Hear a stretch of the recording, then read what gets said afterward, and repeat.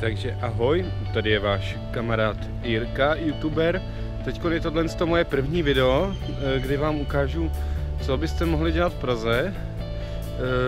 Moc se omlouvám za tu kvalitu, je to vážně první video, takže ještě nevím, co se tak dělá ve videích, ale určitě mě vemete a budu jednou hrozně slavnej.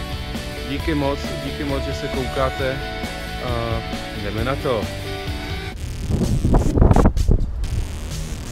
Takže ahoj fans, tady je váš Jirka, youtuber.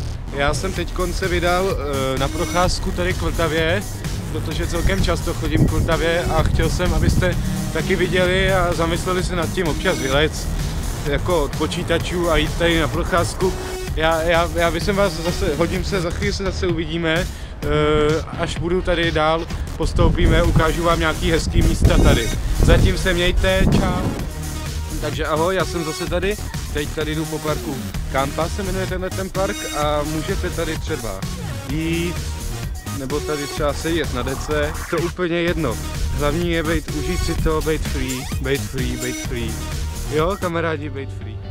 Doufám, že se vám to video moc líbilo. Já budu hrozně potěšený, jsem Jirka, youtuber a budu rád, když mi dáte lajky a odběr. Díky moc, mějte se fajn.